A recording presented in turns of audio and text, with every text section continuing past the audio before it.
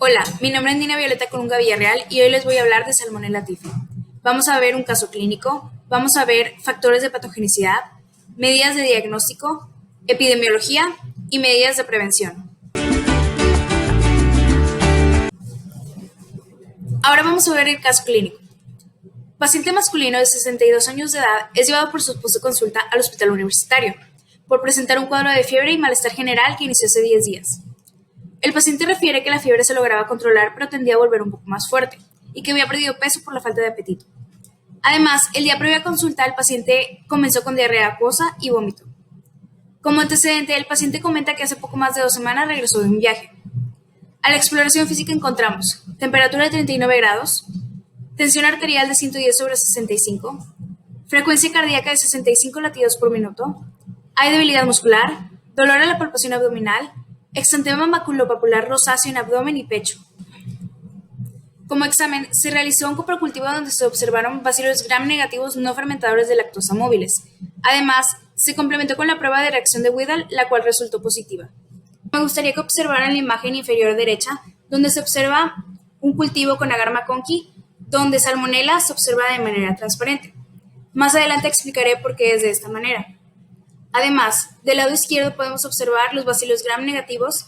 Evidentemente no podemos observar su movimiento, pero es importante que sepan que son móviles. Al centro podemos observar una ejemplificación de cómo se observaría un exantema maculopapular rosáceo en abdomen y pecho.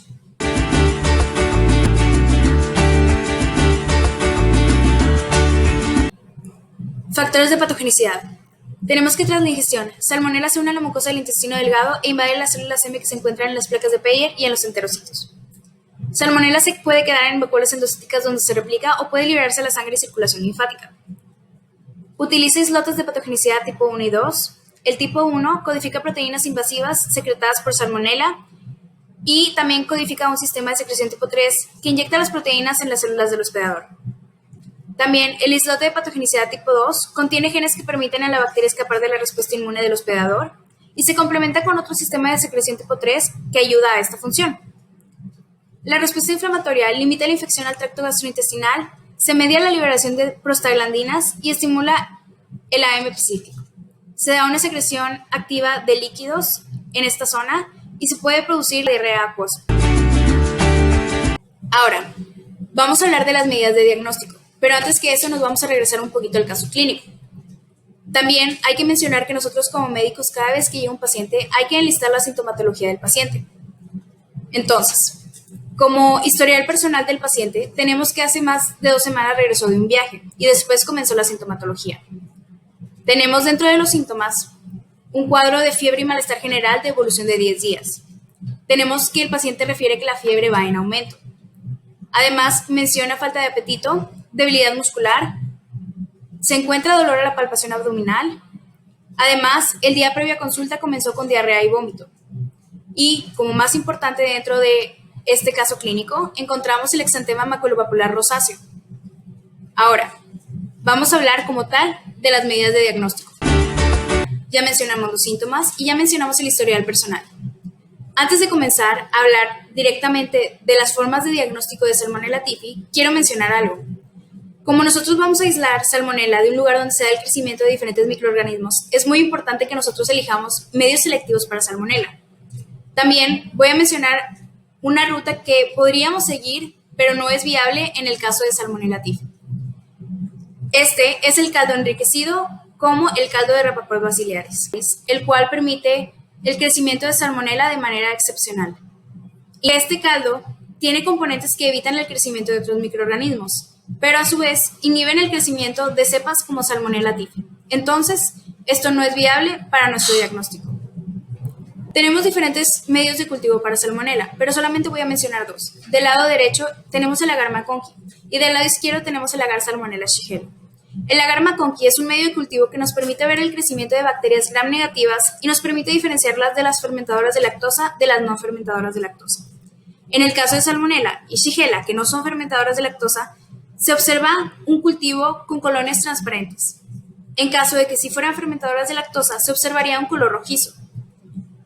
El agar Salmonella Shigella se parece mucho en esta propiedad, porque las colonias también van a ser transparentes, tanto de Salmonella como de Shigella. porque no son fermentadoras de lactosa.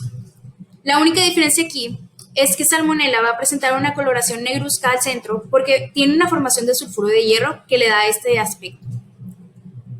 Existe una herramienta para el diagnóstico de Salmonella typhi llamada reacción de Widal. Es justo lo que observamos en el caso clínico.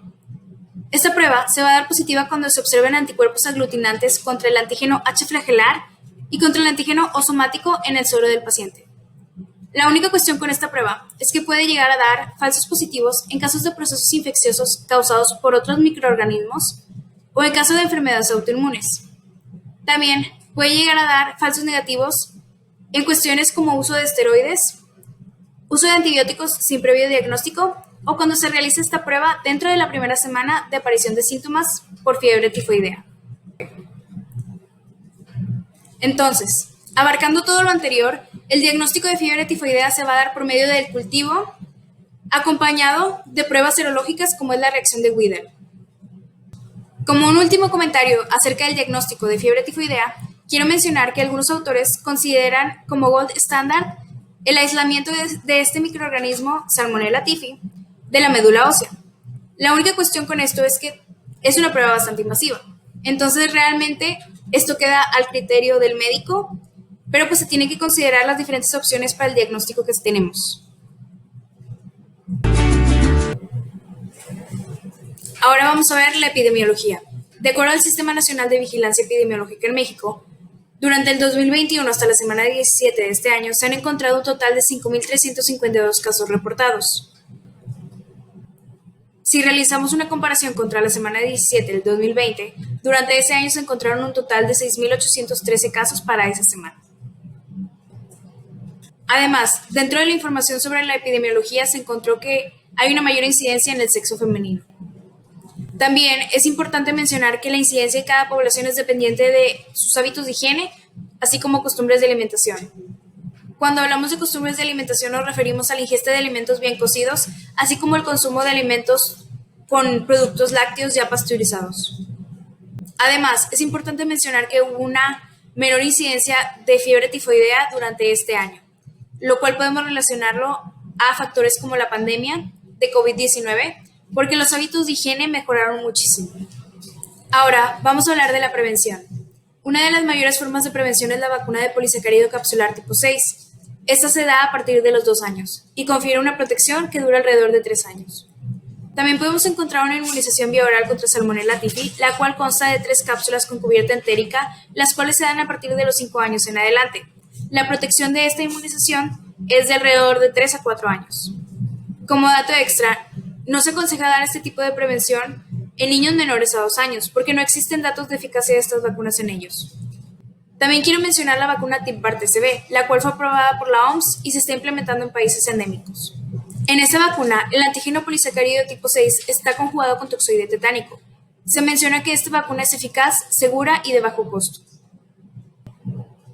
A manera de terminar con el tema de prevención, es importante mencionar que todos los días nosotros estamos en contacto con diferentes microorganismos.